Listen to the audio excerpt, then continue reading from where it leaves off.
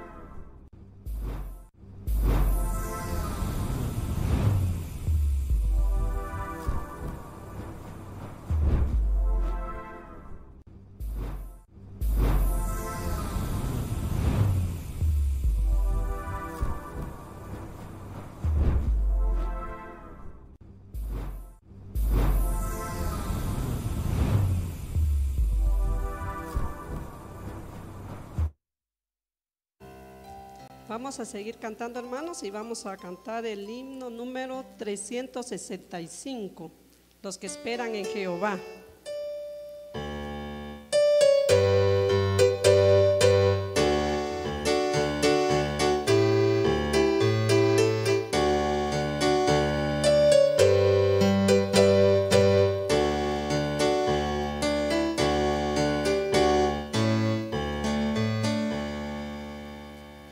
Los que esperan en Jehová, nuevas fuerzas poseerán, caminando sin descansar, nunca se fatigarán. Cual las águilas alzarán con el poder de Cristo el Rey. Fuertes alas para volar, los que esperan en Jehová. Alas, águilas alzarán con el poder de Cristo el Rey. Fuertes alas para volar, los que esperan en Jehová. En los brazos de mi Jesús hay lugar de consuelo y luz. Él nos brinda su gozo y paz en el sitio de solas. Cual las águilas alzarán con el poder de Cristo el Rey. Fuertes alas para volar, los que esperan en Jehová. Cual las águilas alzarán con el poder de Cristo el Rey. Fuertes alas para volar, los que esperan en Jehová. Amén, hermanos. Ahora le dejamos la participación a los hermanos del dúo Emanuel. Tiempo es con ellos.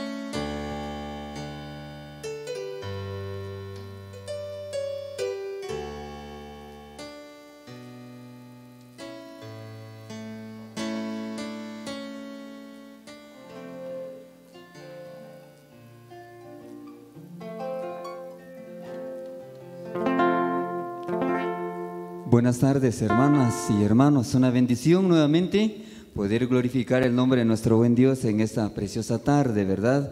Desde ya, pues gracias a los hermanos del grupo Gratitud y Alabanza por invitar al dúo Emanuel. Y hemos venido a glorificar el nombre de nuestro buen Dios. Cantos que usted conoce, cantos que le edifican la vida de cada uno de ustedes. Y cantamos en esta preciosa tarde.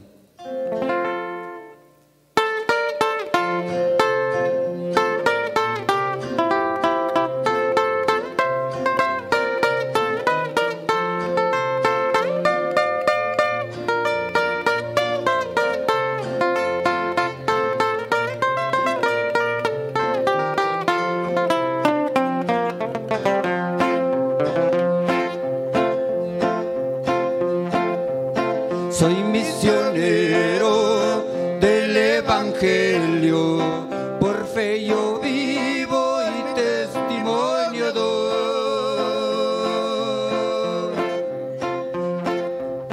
que Jesucristo su vida dio en el madero por salvar al pecador. No me avergüenzo del Evangelio, para salud.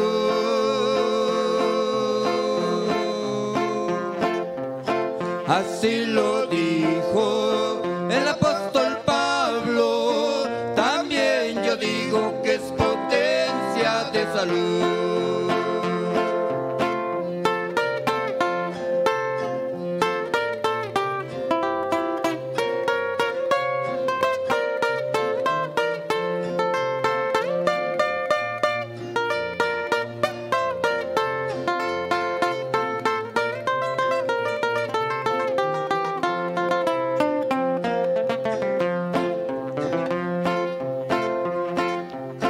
Voy por el mundo, voy predicando que en Jesucristo se encuentra salvación. Que se arrepienta y se bautice, que está muy cerca la venida del Señor. No me avergüenzo del Evangelio, porque es potencia de Dios para salud. Así lo dijo el apóstol Pablo, también yo digo que es potencia de salud.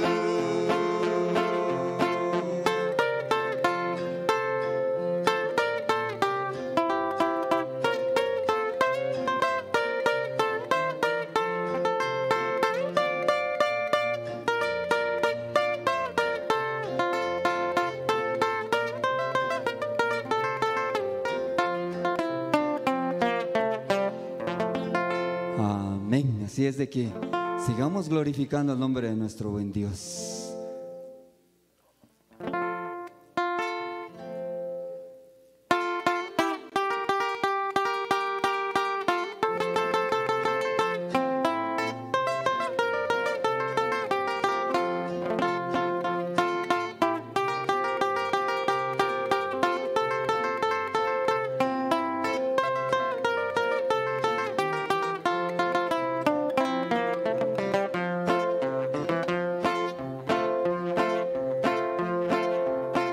Los que con lágrimas sembraron, con regocijo segarán.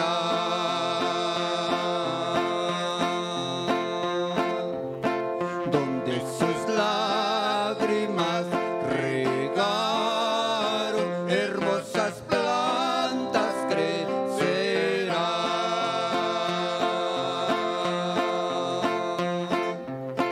Andando irá, llorando irá, pero felices volverá.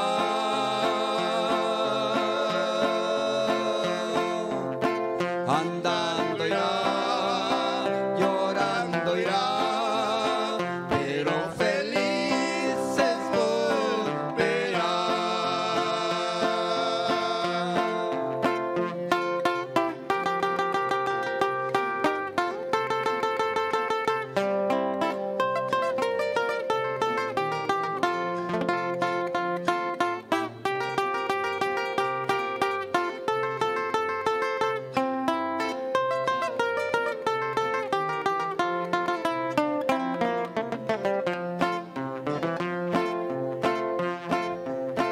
Trayendo al hombre su gavilla, en la garganta una canción.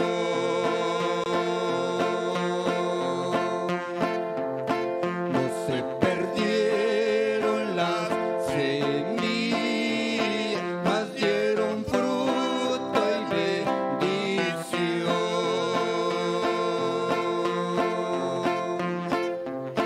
Andando irá, llorando irá, pero felices volverá.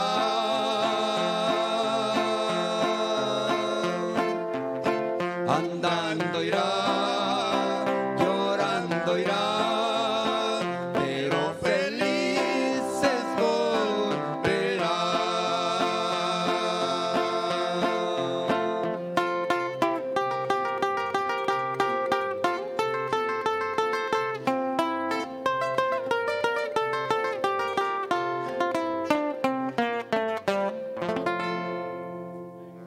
Bueno, también nos queremos unir en la felicitación al grupo, porque la semana antepasada pues estaban arribando a los 35 años de vida ministerial, ¿verdad? Así es de que felicitaciones, hermanos y hermanas, estuvo muy bonito la actividad, ¿verdad? Que Dios pues siga bendiciendo la vida de cada uno de los hermanos y de las hermanas.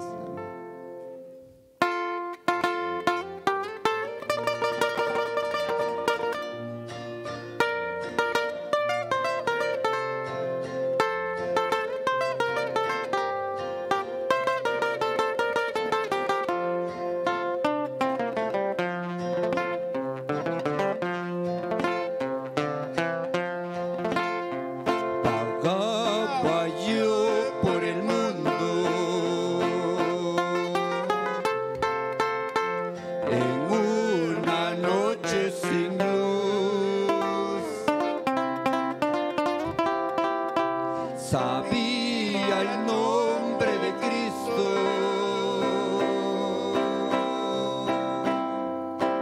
mas no que era la luz.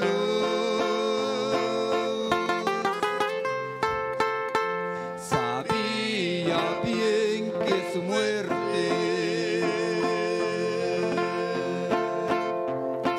había sido en la cruz.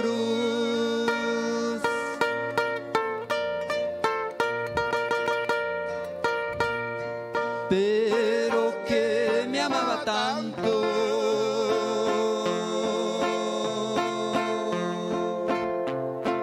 pero que me amaba tanto,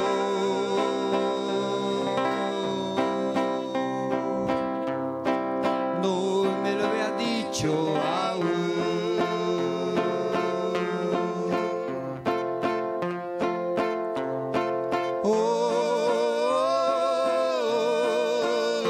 Tenía trigales mi Señor, a bellos campos me llevó, a cultivarlos me mandó.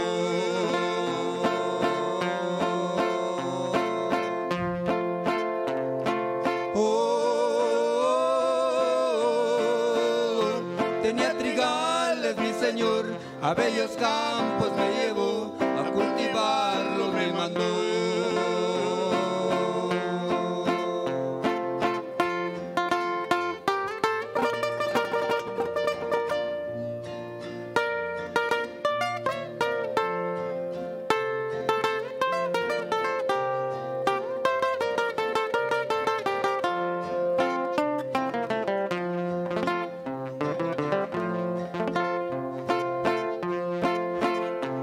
Y me llamó mi Jesús,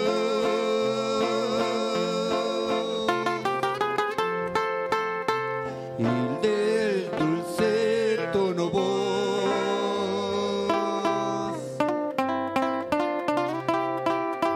me dijo: yo soy la luz,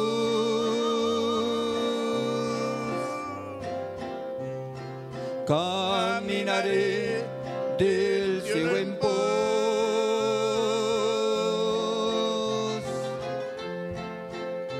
pues en la cruz yo pagué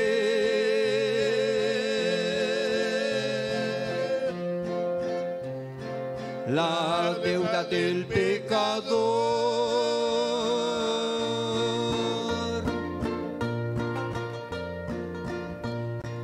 Al mirado comprendí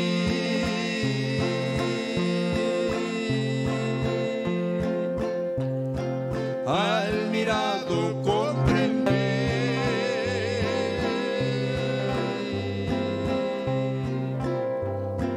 la grandeza de su amor.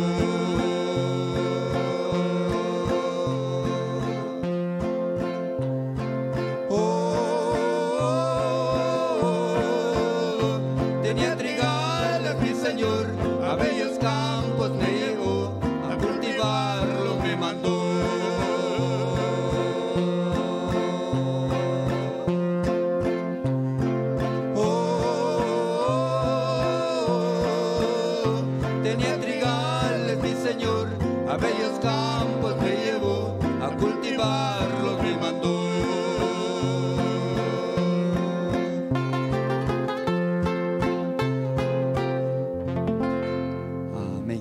los bendiga, hermanos, y gracias a las hermanas por darnos el tiempo.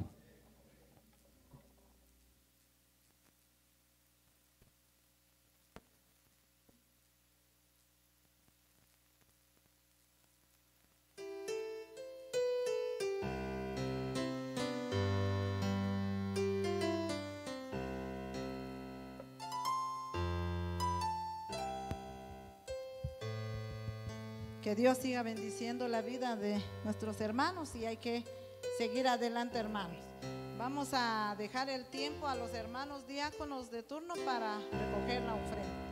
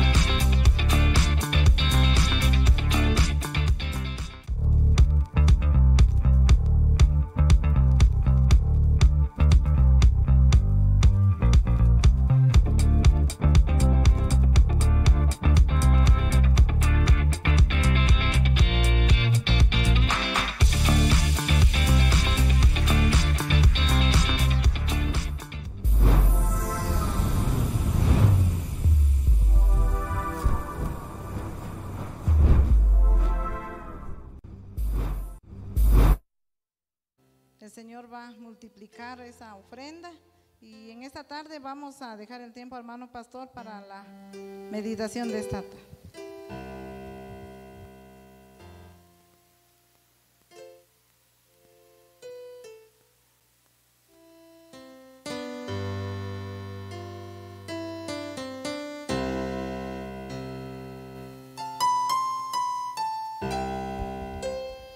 Bienvenidos, hermanos y hermanas, bienvenidos. Estamos ya en el nuevo mes, agosto, así que seguimos experimentando la fidelidad del Señor. Un saludo para nuestros hermanos que están en casa y que posiblemente están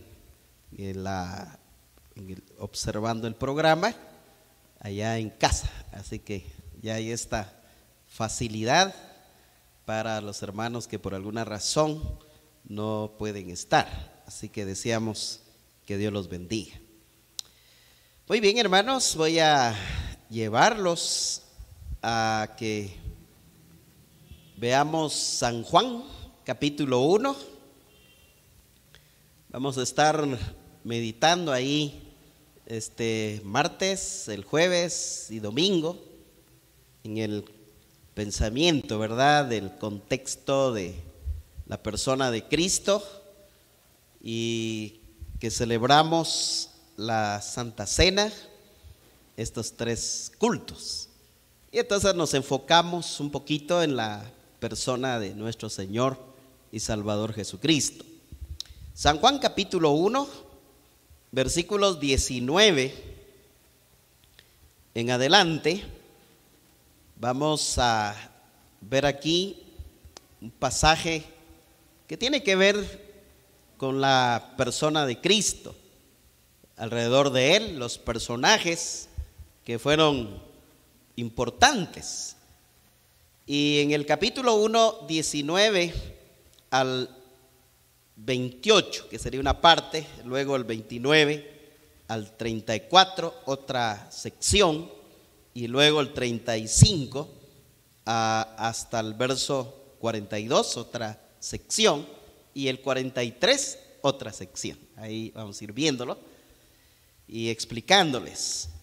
El tema que vamos a tratar de compartir, y es, hermanos, que aquí va a ser el personaje Juan el Bautista, y en un contexto muy distinto de lo que hemos visto anterior. Y aquí, hermanos, es que Juan el Bautista testifica de Jesucristo a los líderes judíos. Esa sería ahí diríamos, la idea central de este pasaje, del capítulo 1, verso 19 en adelante. Juan el Bautista testifica de Jesucristo a los líderes judíos. Hasta este momento, aquí en la narración que hace Juan, el apóstol Juan inicia el relato de los acontecimientos concernientes a la vida de Jesús. Ya ha dejado claro en la mente de sus lectores su divinidad a través de los versículos 1 al 18. Entonces, esa sección del 1 al 18 es también valiosísima, porque ese pasaje, esa sección, tiene que ver, hermanos, con enseñarnos que Jesucristo no solo era humano, sino que también era divino, así 100% divino. Pero ahora se dedicará a recalcar, por medio de los relatos más significativos de la vida y ministerio de nuestro Señor Jesucristo, los cuales comienzan con el testimonio de Juan, aquí en esta primera parte, esta primera sección. Así que tiene que ver ahí el testimonio de Juan el Bautista delante de los judíos, y eso lo vamos a explicar al ratito. A partir de Juan 1:19 hasta 2:11, ahí hasta este puntito por ahí, encontramos el relato de los sucesos de una semana al principio del ministerio público de Jesús. Interesante ver esa sección ahí, porque del 1:19 hasta el 2:11, lo que relata Juan es todo lo que aconteció en una semana, ¿verdad? Todo lo que aconteció, primer día, segundo día, tercer día, que se va viendo ahí en la sección. Por ejemplo, el primer día, Juan el Bautista testifica aquí a los líderes judíos, versículos 19 al 28. El siguiente día, que es el 1:29, que ahí lo dice, hermanos, ¿verdad? Dice el texto, el siguiente día vio Juan a Jesús, dice el siguiente día. Eso es ahí la sección del verso 29, que Juan volvió a dar testimonio acerca de Jesucristo, del 29 al 34. Y el verso 35, otra vez, dice el siguiente día. Otra vez estaba Juan y dos de sus discípulos. Entonces el siguiente día, otra vez, Juan testificó a dos de sus discípulos que llegaron a ser discípulos más tarde de Jesús. Esa es la sección tercer día, podríamos decir, o tercera parte, del versículo 35 al 42. Y el 43 dice otra vez, el siguiente día.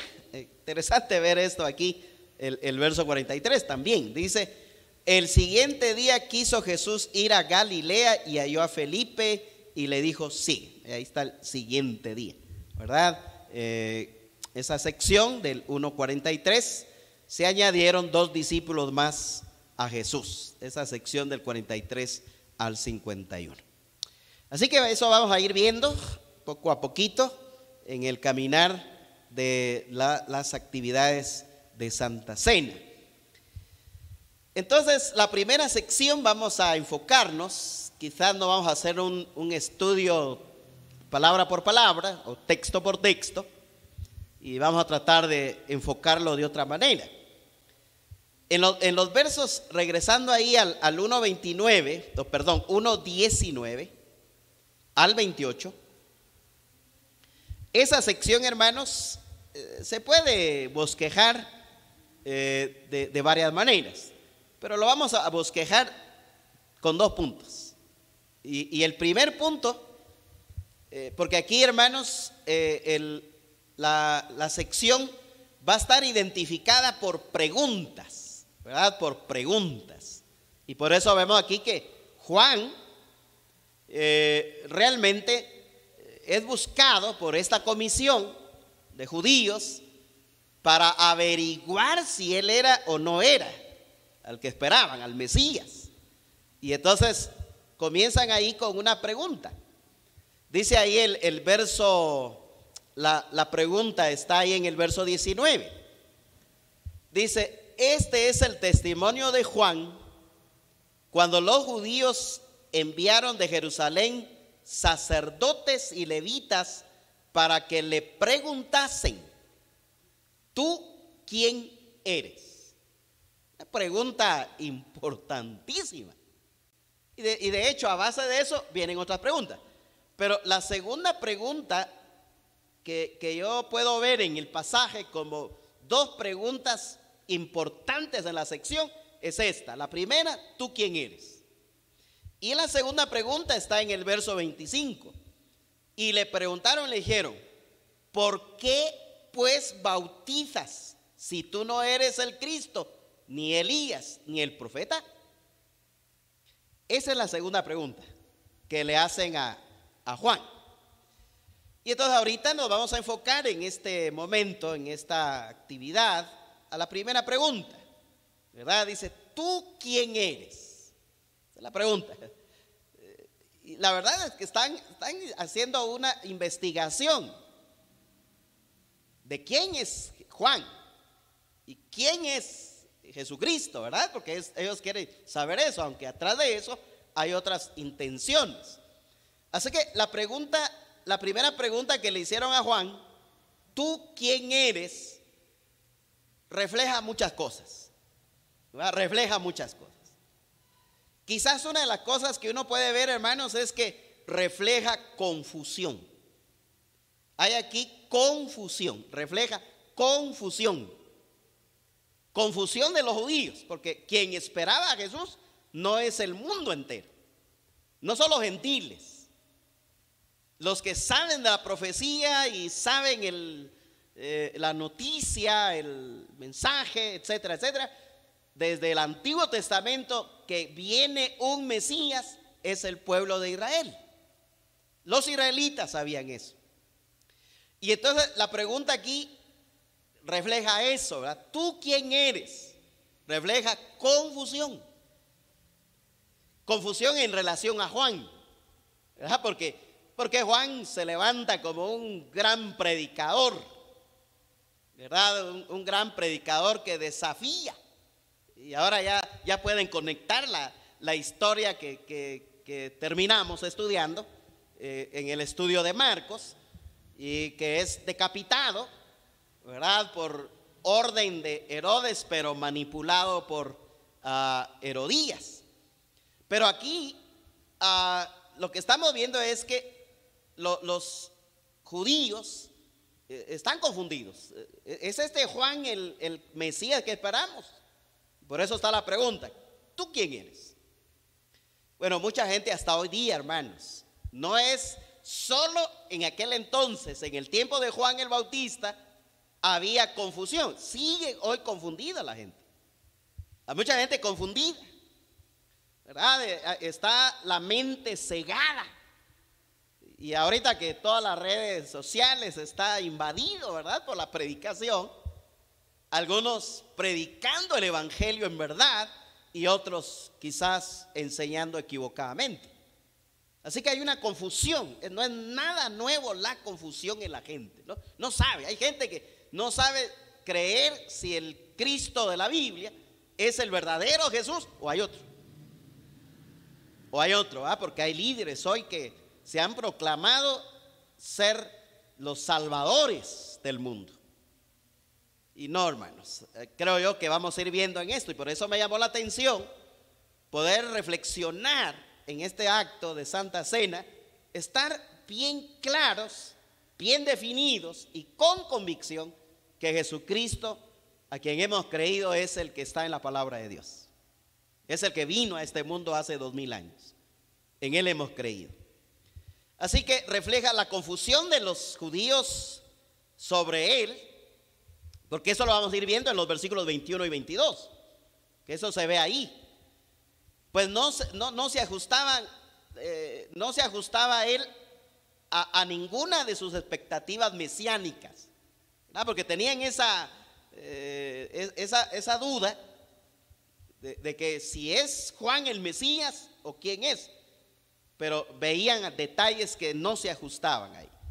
Así que lo primero que vemos aquí en el verso 19 es que se presenta la comitiva investigadora. Aquí hay una comitiva.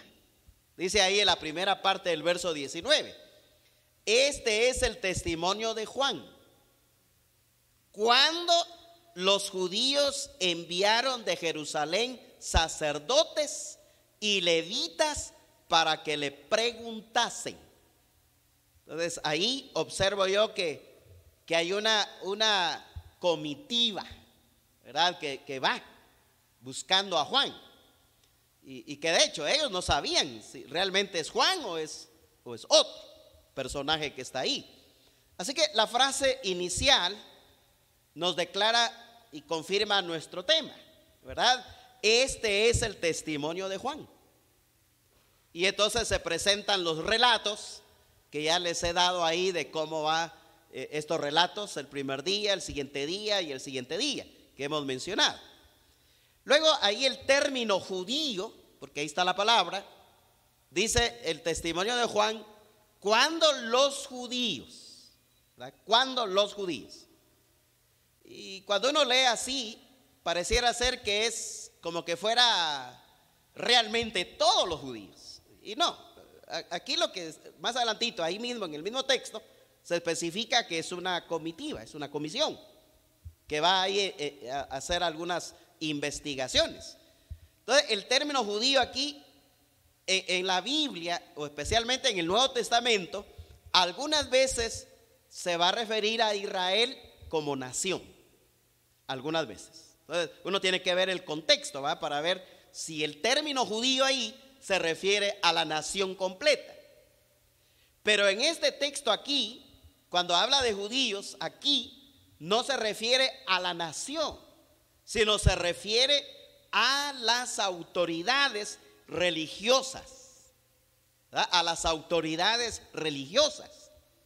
Así que es una comitiva que viene específicamente, ¿verdad? De esas autoridades religiosas que en el trayecto de las narraciones vamos observando que ellos fueron los que hostigaron a Jesús hasta llevarlo a la cruz. Así que entonces la intención de esta comitiva no era realmente conocer a Jesús, no era realmente decir, bueno, queremos conocer a Jesús para creerle, para recibirle como Mesías. Realmente no era esa la intención.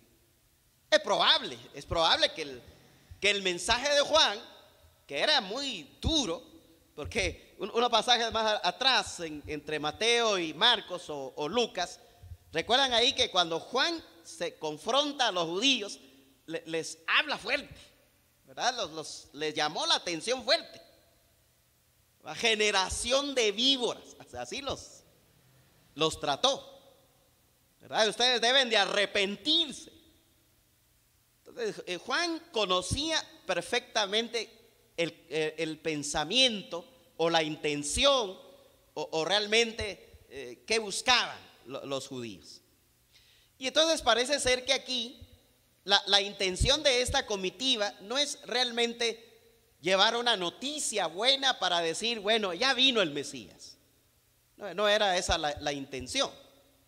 Ya se nota que hay una mala intención. Ya hay intenciones perversas en este caso. Así que eran las autoridades religiosas que iban a hostigar a Jesús. Y eso lo podemos ver en los pasajes siguientes. Solo como unos 2 ejemplos. Miren el capítulo 7, aquí mismo en Juan. Y versículo 1, dice, hermanos, Juan 7:1. Dice, después de estas cosas, andaba Jesús en Galilea, pues no quería andar en Judea porque los judíos procuraban, dice que, matarle. Ahí ya se revela la intención de los líderes religiosos. No era la nación, aquí otra vez. El texto no está hablando de que ese era el pensamiento y el sentir de toda la nación. Este era el pensamiento y el sentir de los líderes. Y al final ahí del verso 1 dice, porque los judíos procuraban, dice, procuraban matarle. Ese era el plan, el propósito realmente de ellos. Un poquito adelante, capítulo 9, como otro ejemplo más, y dice ahí el verso 22, 9:22. Y aquí ustedes ven ahí el contexto, también siempre ante los fariseos, y el caso del milagro del ciego, que ahora ve. Y entonces el verso 22 dice, esto dijeron sus padres, porque tenían miedo de los judíos. Y aquí otra vez, judíos no se refiere a la nación, sino se refieren a los líderes judíos, ¿verdad? Que eran los que comandaban o dirigían la religión. Dice, por cuanto los judíos ya habían acordado que si alguno confesase que Jesús era el Mesías, fuera expulsado de la sinagoga. O sea, mire, hermano, qué sentir despiadado, ese sentir del pensamiento y el corazón de los líderes religiosos. Porque quien promueve todo el hostigar a Jesús, perseguir a Jesús, atacar a Jesús, no venía del pueblo. El pueblo solo se dejaba guiar por lo que decían los líderes. Y es lo mismo hoy, ¿no? Los líderes son los que motivan a la iglesia a seguir el camino correcto o apartarse del camino correcto. Y entonces desviarse. Así que, hermanos, qué papel importante tenemos los líderes ante la iglesia, ante el pueblo del Señor. Así que entonces aclaro esto, que los judíos aquí no se refiere a la nación, sino se refiere a las autoridades religiosas que en verdad su propósito no era investigar si era Jesús o no para adorarle, sino era para atacarlo, para hostigarlo. Muy probable en este versículo el término judío alude al Sanedrín, el órgano supremo de gobierno en Israel, bajo la autoridad final de los romanos, ¿verdad? Porque al final el imperio romano también prevalecía en ellos. Así que de alguna manera, hermanos, este pasaje revela aquí el contexto de lo que va a acontecer con el caso de Juan y la llegada de esta comitiva. La delegación enviada para investigar a Juan estaba compuesta aquí, dice el texto, por sacerdotes y levitas. Al menos algunos de ellos eran fariseos. Entonces casi el movimiento general eran fariseos, y los fariseos estaban compuestos por sacerdotes y levitas. Ellos tenían sus funciones dentro del ámbito religioso.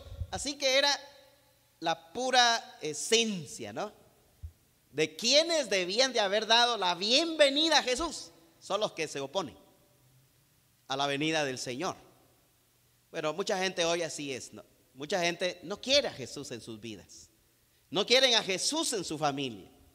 No quieren a Jesús en su comunidad, en su ciudad, en su tierra. No lo quieren. La verdad, mucha gente no quiere a Jesús. No quieren permitirlo en su vida. En segundo lugar, hermanos, ahora entramos aquí al mero punto. Juan, aquí lo que vamos a ver es que presenta 3 respuestas a la primera pregunta. 3 respuestas a la primera pregunta. Bueno, ¿cuál es la primera pregunta? Ya lo vimos ahí, que el verso 19 está la pregunta ahí, puntual. Dice, ¿tú quién eres? Buena pregunta, hermanos. ¿Tú quién eres? Y entonces Juan va a contestar. Versículo 20 está la primera respuesta. ¿qué responde? Y él dice, y aquí hay que admirar a Juan en cuanto a esa actitud que él tiene. Dice el verso 20, confesó y no negó, sino confesó. ¿Y qué confiesa? Yo no soy, dice ¿qué? El Cristo.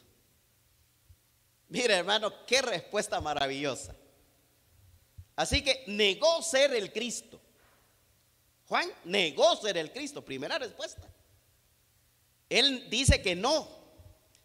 La pregunta implicaba que Juan podría considerarse como el Mesías, como lo indica su respuesta enfática, ¿verdad? Yo no soy el Cristo. Y la palabra Cristo viene del griego, de la palabra ahí, que Cristo viene de la palabra Mesías, ¿verdad? Del ungido. Y hemos hablado de eso, ¿verdad? El único ungido es Cristo. Y en Cristo cada persona que viene a Él recibe esa unción. Está ungido en la persona de Cristo. Así que, hermanos, no hay ungidos específicos y especiales. Todo aquel que tiene a Cristo en su corazón es un ungido en Cristo, porque tiene salvación y vida eterna. Tiene salvación y vida eterna. Entonces Juan sostuvo que el Mesías ya había venido, pero rechazó todo pensamiento que él pudiera hacerlo. Una cosa admirable aquí, hermanos, es que Juan ni siquiera pasó por su mente sentirse un Mesías. Ni siquiera. Él lo rechaza rotundamente. De hecho, la declaración de Juan, cuando dice confesó y no negó, sino confesó, lo enfatiza con tanta energía su negación.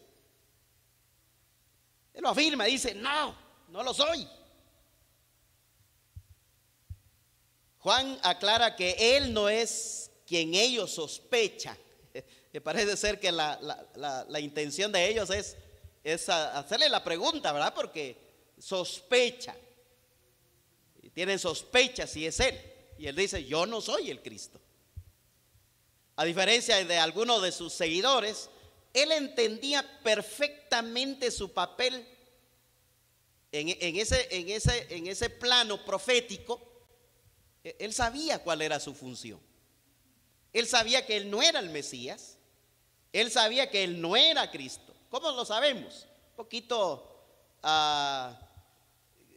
cuando uno va a observar en la palabra del Señor, vemos esto, ahí adelantito, capítulo 3, aquí mismo de Juan, y vea lo que él dijo. Ya esto lo dice él más tarde, y eso nos da la evidencia que él estaba tan convencido de quién era él, que él no era el Mesías, él no era el Salvador del mundo, él no era el líder importante.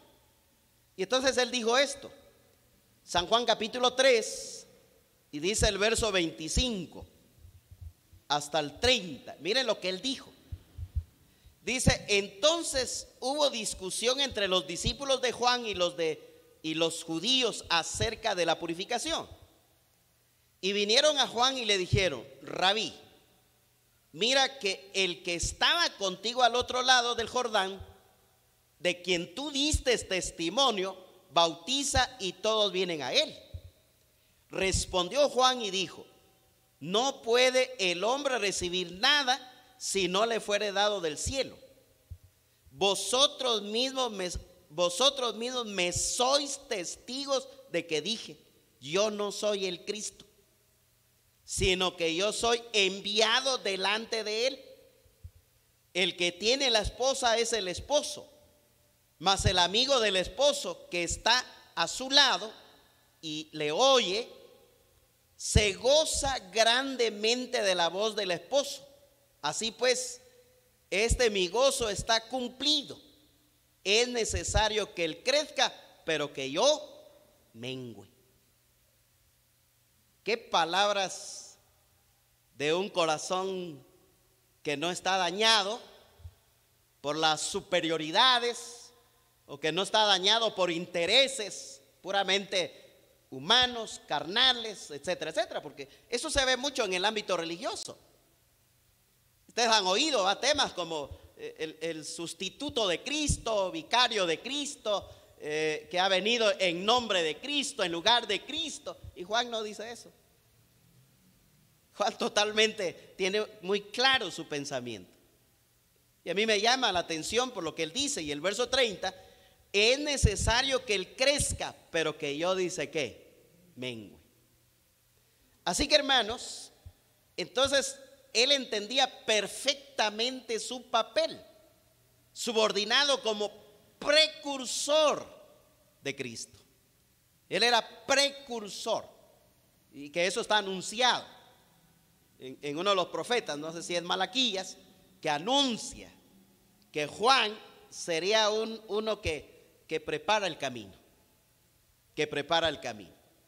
Bueno, y esta palabra, el Cristo, regresando ahí otra vez al versículo 19, al 20, y cuando él dice, yo no soy el Cristo.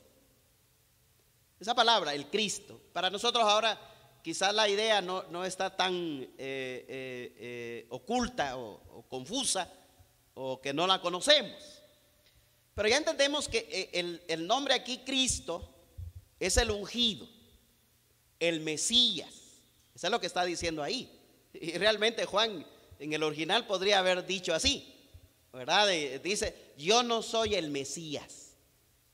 Eso es lo que está diciendo. Yo no soy el ungido. Ese es el redentor que Dios había prometido a la nación judía. Ellos esperaban su venida en cualquier momento. Pero existían muchas ideas diferentes acerca de la persona del Mesías. Y creo yo que eso era una de las cosas que los tenía a ellos realmente confundidos. ¿Y cuál es ahí más o menos? Algunas ideas que uno puede ir revisando es que, por ejemplo, los judíos esperaban al Mesías que traería paz mundial. Esa era la idea de ellos. O sea, al parecer la venida del Mesías, o sea, al venir él, vendría la paz mundial. Eso posiblemente. Y por eso esa expectativa no lo miraban ni en Juan ni en Cristo. Después de que Juan es decapitado y ahora ven a Jesús y no pueden dar credibilidad que Jesús sea realmente el Mesías, porque no ven nada en el ámbito social, político, y más aún que ellos estaban bajo el poder del imperio romano. Entonces ellos esperaban que al venir el Mesías los iba a liberar. Por eso vemos aquí que traería paz mundial. Otra idea que había en la mente de los judíos es que establecería un reino de justicia social. Esperaban ellos, esperaban a un Jesús que iba a venir a poner aquí, a establecer un reino de justicia social. Otra idea era que sería uno que tenía dominio militar. Bueno, se imaginaban a un Jesús montado sobre un caballo de esos de raza y atrás de él un gran ejército. Posiblemente eso era la idea de ellos también. Otra idea es que sería un personaje sobrenatural que vendría directamente de Dios. Así que no tenía la idea de que podía ser un niño allá naciendo en Belén, de una muchachita llamada María, de un hogar pobre.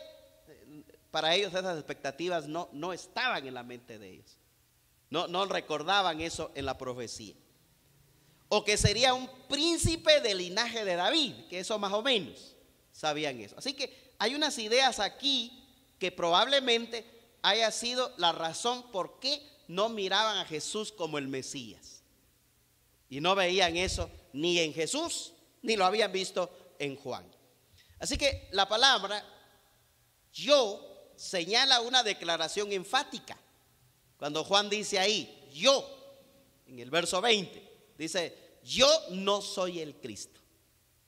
Así que señala una declaración enfática. Yo mismo no soy, decía Juan, pero sí hay otro que es el Cristo. Esa es la idea. Yo no soy, pero sí hay otro. Yo no lo soy, pero hay otro. Así que la lección verdadera en este versículo, ya la primera respuesta de Juan, es que Jesucristo es el único y nadie puede sustituirlo, ni en el pasado, ni en el presente, ni en el futuro. Nadie lo puede sustituir. Segunda respuesta, versículo 21. Tenemos la segunda respuesta a la pregunta. ¿Se acuerdan ahí la pregunta, verdad? Que está en el verso 19. ¿Tú quién eres? Y el verso 20 responde ya la primera pregunta, o sea, la primera respuesta. Y él dice, yo no soy el Cristo. Yo no soy el Cristo.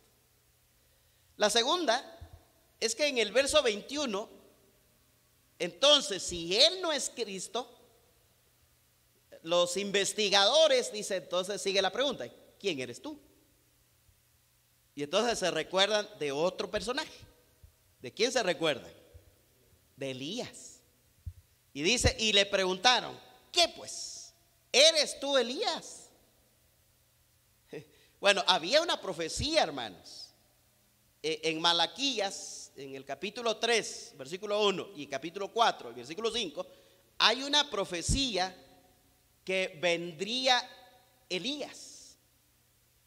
Pero la venida de Elías no sería literal. Y que realmente Juan era ese Elías, que más adelante o en otros pasajes se confirman y que lo vamos a ver al ratito. Así que con base a la profecía de Malaquías 3:1 y 4:5, los judíos esperaban que Elías regresara en forma corporal, justo antes de que el Mesías volviera para establecer su reino milenial o su reino terrenal. Entonces ellos tenían esa idea. O sea, por eso, hermanos, los judíos no ignoraban la venida de Cristo. Ellos lo sabían, pero las expectativas de la venida de ese Mesías para ellos no estaba muy claro en su mente. En la profecía sí, pero en la mente de ellos no estaba muy claro. Así que era inevitable que le preguntaran si era Elías, porque habían entendido que Elías iba a aparecer, iba a preceder al Mesías. Es lo que vemos ahí en 1:21 y que lo dice Malaquías 4:5, y que el mismo Señor en Mateo capítulo 11, versículo 14 y 16:14 habla de que Juan es ese Elías, solo que él no era el Elías literal. ¿Cómo es eso entonces? Que Juan salió en el espíritu y en el poder de Elías. Ese carácter de Elías, ¿verdad? Cuando él predica en el tiempo de Acab y de esta señora Jezabel, era interesante ver eso. Y entonces Elías tuvo ese carácter. Y esa es la idea. La idea es que Juan iba a tener características de Elías, pero que no era el Elías literal que iba a venir, pero que ya estaba ahí. Y por eso vean conmigo Mateo capítulo 17, que aquí Jesús lo dice, Mateo 17, versículo 10 al 13. Entonces vemos aquí en un sentido en el que Juan era Elías, como Jesús lo explicó a sus discípulos. Y aquí en Mateo 17, versículo 10 al 13, Jesús le explica a los discípulos que Elías ya había venido. Y que ese Elías no era el Elías literal, sino ciertas características de Elías. Bueno, dice ahí, hermanos, Mateo capítulo 17. Entonces sus discípulos le preguntaron diciendo, ¿por qué pues dicen los escribas que es necesario que Elías venga primero? Respondiendo Jesús, aquí los explica, les dijo, a la verdad, Elías viene primero y restaurará todas las cosas. Mas os digo que Elías dice que ya vino. Elías ya vino y no le conocieron, sino que hicieron con él todo lo que quisieron. Así también el Hijo del Hombre padecerá de ellos. ¿Recuerdan de lo que decíamos el domingo? Hablando ahí de cuando es decapitado Juan, que eso también era como un mensaje, una profecía de lo que había pasado con Juan, iba a pasar con Jesús, el llevarlo a la muerte, a la crucifixión. Pero aquí, hermanos, ya Jesús les explica. Dice, a la verdad, Elías viene primero y restaurará todas las cosas. Mas digo que Elías ya vino y no le conocieron, sino que hicieron con él todo lo que quisieron, así también el Hijo del Hombre padecerá de ellos. Entonces los discípulos comprendieron que les había hablado ¿de quién? De Juan el Bautista.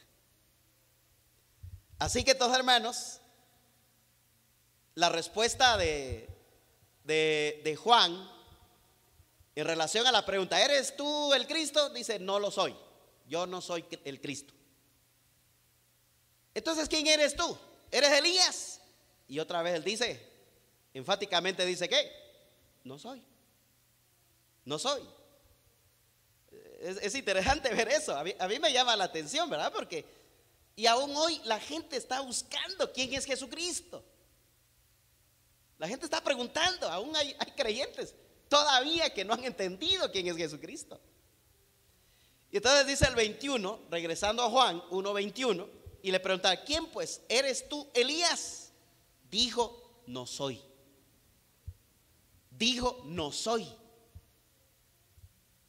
Ahí está la respuesta enfática, afirmativa, con mucha fuerza. Porque él no está buscando parecerse a fulano. Y tampoco quiere tomar el papel de ninguno de ellos. Él está cumpliendo un propósito de Dios en el ministerio que se le había encomendado. Bueno, entonces todavía viene otra propuesta. En el mismo versículo 21, si no eres el Cristo ni eres Elías, entonces ¿qué dice? ¿Eres tú el profeta? Y respondió, no. Mire eso, cuando usted está investigando y usted quiere encontrar una respuesta favorable y todo no es favorable, ¿cómo se va a sentir? Bueno, se va a sentir realmente turbado porque no encuentra respuesta. Así que negó también, negó ser Elías y ahora negó ser el profeta. Ahora, ¿de dónde viene la idea de profeta? Esta pregunta, ¿eres tú el profeta?, venía de los investigadores que llegaron ahí, los sacerdotes y levitas. Ellos posiblemente estaban recordando la profecía de Deuteronomio 18, 15 al 18. Ahora, ahí hay una profecía que se iba a levantar un profeta como Moisés. Y claro, esa profecía está hablando de la persona de Cristo. No estaba hablando de Juan, no estaba hablando de Pedro, no estaba hablando de ninguno de los apóstoles. Esa profecía de Deuteronomio 18, 15 al 18, sobre un profeta como él, en cuanto a Moisés, que vendría a hablar la palabra de Dios. Se iba a levantar a alguien como él. Pero parece que los judíos no estaban seguros si el profeta sería el Cristo mismo o no. Es una batalla que ellos tenían también. Así que la batalla de poder de identificar a Jesús parece ser algo histórico, pero sigue siendo real hoy. Mucha gente todavía no está tan claro quién es Jesucristo para sus vidas. Así que no estaba muy claro para ellos quién era.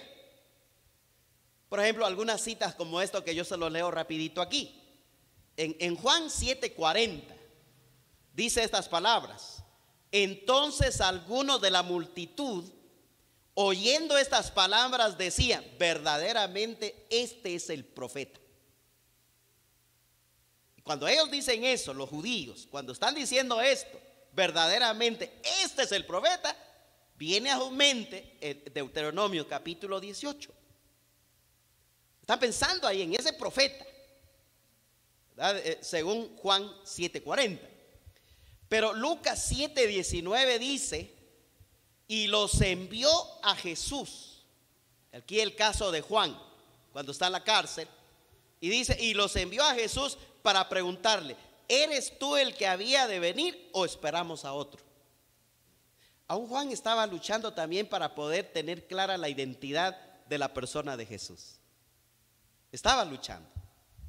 Y Marcos 8:28, aquí también dice estas palabras. Ellos respondieron, Unos, bueno, ¿se acuerdan ahí la pregunta que Jesús hace a los discípulos?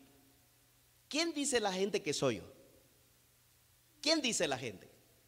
Y entonces los discípulos responden. Por ejemplo, Marcos 8:28 dice, ellos respondieron, unos Juan el Bautista.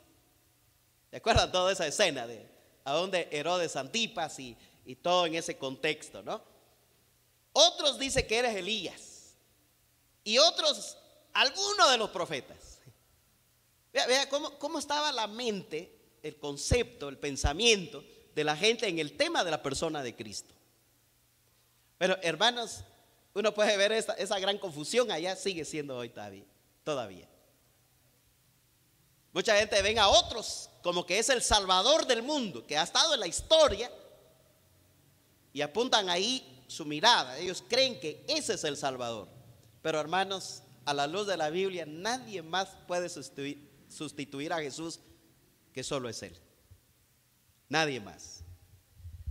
En Mateo 16, 13, 14, que se aclara un poquito más lo que mencioné de Marcos 8, 28, dice, viniendo Jesús a la región de Cesarea de Filipos, preguntó a sus discípulos diciendo, ¿quién dicen los hombres que es el Hijo del Hombre? Y ellos dijeron, unos Juan el Bautista, otros Elías y otros Jeremías y algunos de los profetas. Qué bonito, hermano, reflexionar en todo esto. ¿Sabe por qué le digo qué bonito? Porque esa batalla, si era la ceguera en la religión, o la religión cegó a la mente de las personas, no pudieron ver a Jesús. Es lo mismo hoy. Las reglas y las leyes que se imponen en las religiones ciegan a la gente y no pueden ver a Jesús.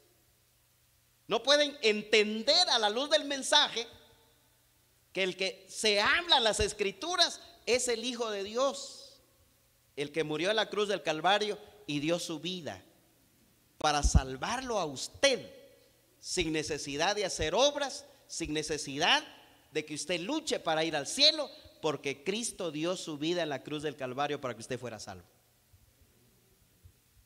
Así que nadie se salva por obras.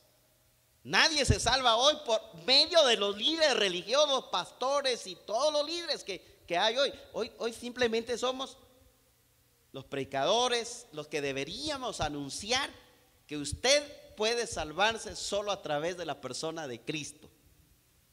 Y no hay otra puerta, no hay otro camino, no hay otra forma.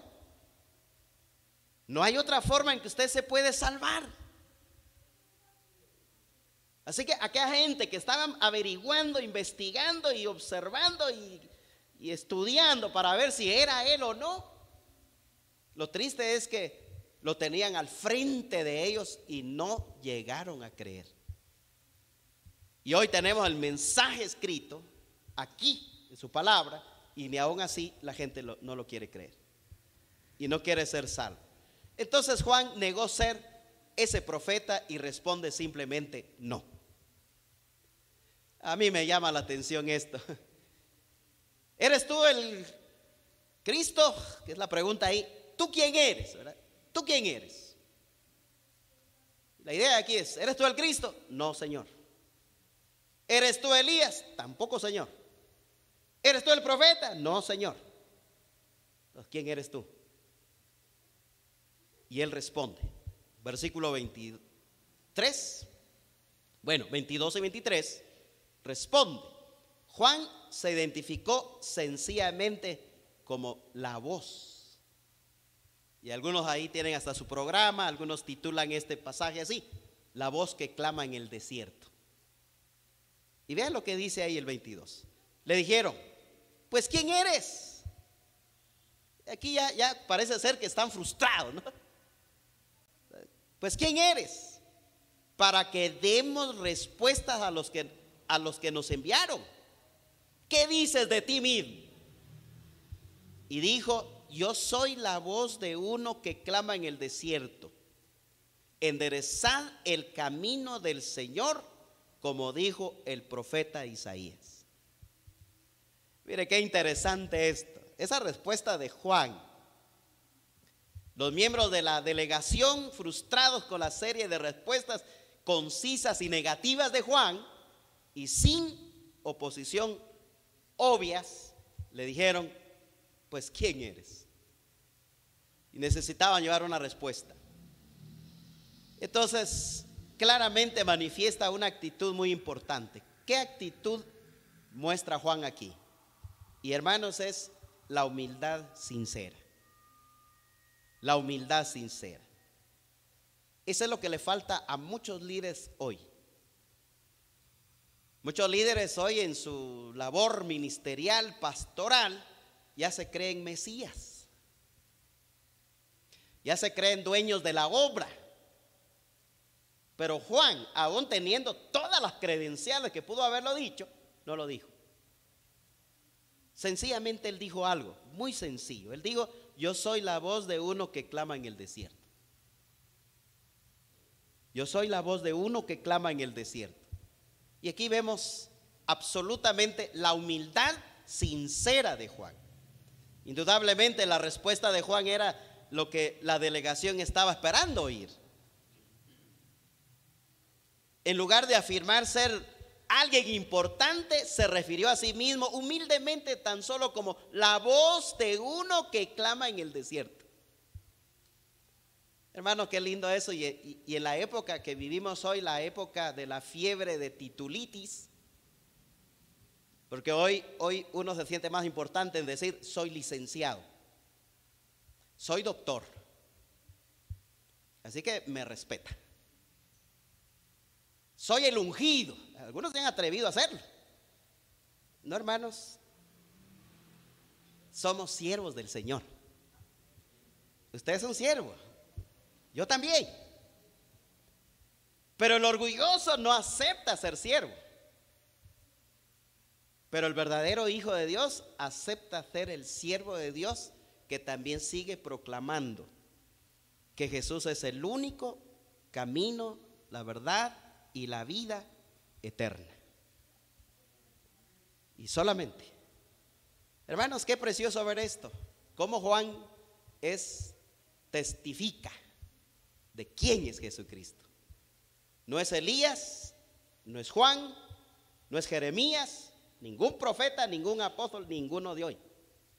El único que puede salvarlo a usted y a cada uno de nuestras familias solamente es Cristo. Y si estamos en ese camino, somos dichosos, porque nuestra esperanza está en este Salvador llamado Jesucristo. Amén. Oremos. Padre, muchas gracias por permitirnos reflexionar en esta narración, en esta experiencia absoluta y verídica de cómo Juan testifica que él no es el Cristo, ni es Elías, ni es el profeta, sino es uno que anuncia la venida del Rey de Reyes y Señor de Señores. Y Padre, ayúdanos a nosotros también a anunciar al verdadero Rey de Reyes y Señor de Señores, que es Jesucristo. Padre, gracias, y gracias por la vida de cada creyente que ha puesto su fe en Cristo, y aquellos que aún no lo han hecho. Oramos, Señor, para que pongan su fe en la persona de Cristo. Muchas gracias, Señor. Te lo pedimos en el nombre de Jesús. Y bendice nuestras vidas. Y que al participar de este acto de Santa Cena es para dar ese anuncio. Recordar que Cristo dio su vida en la cruz del Calvario. Fue sepultado, pero resucitó y está vivo. Y está a la diestra del Padre, el único que puede abogar, y nadie más puede hacerlo, solo Él. Es el mediador entre tú y el ser humano. Padre, gracias. Bendice a la audiencia y que puedan reflexionar el saber que solo a través de Cristo pueden salvarse. Gracias, Padre. Bendice este acto en el nombre de Jesús. Amén y amén. Muy bien, hermanos, que Dios los bendiga.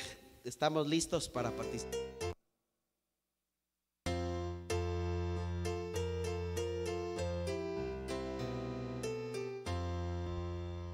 Te alabarán, oh Jehová, todos los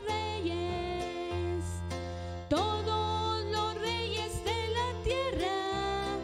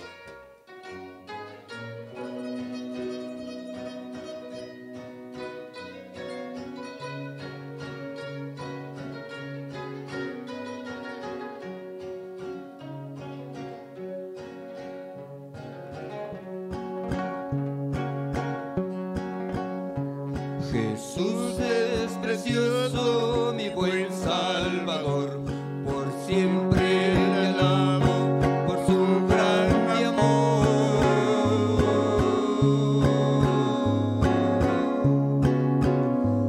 Si débil me encuentro, su fuerza me da.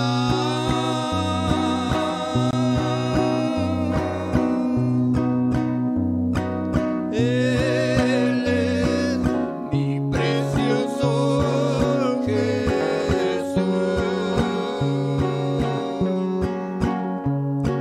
Precioso es Jesús, mi Jesús.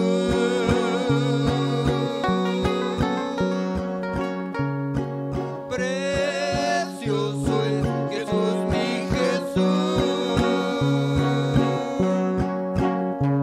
Mi gloria será su rostro al mirar.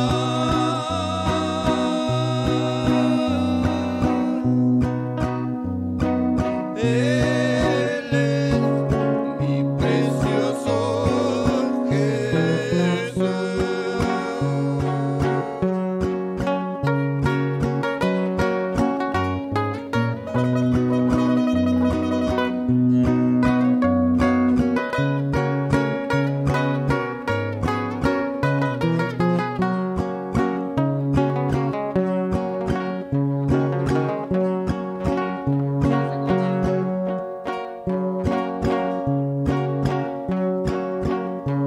Marcha por su gracia, la luz puedo ver. Quito mi tristeza y ando en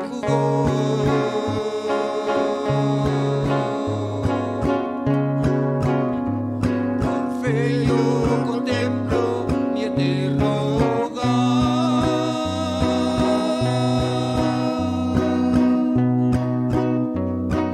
Él es mi precioso Jesús.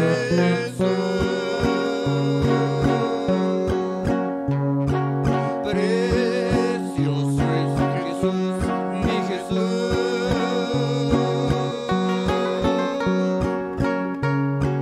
Precioso es Jesús, mi Jesús. Mi gloria será su rostro al mirar.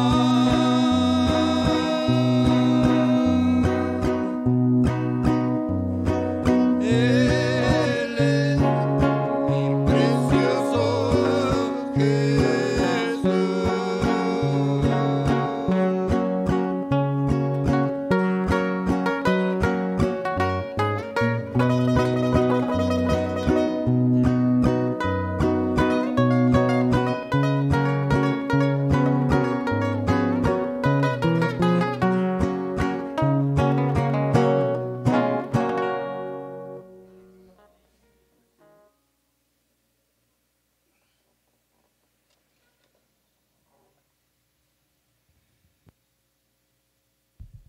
Gracias, hermanos. Qué precioso canto.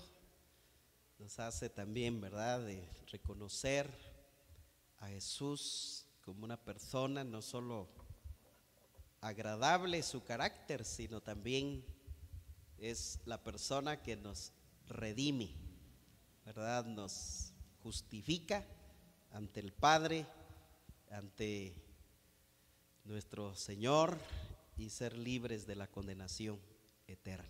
Así que, precioso canto. Si usted ya está servido ahí, hermano, pues dele gracias al Señor.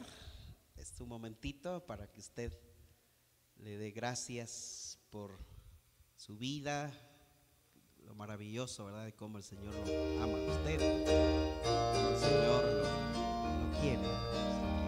La verdad es Cristo fiel te quiero ser, dame el poder, dame el poder, yo contigo quiero andar, sin vacilar, sin vacilar, en tus pasos quiero seguir, cerca de ti, cerca de ti, y si encuentro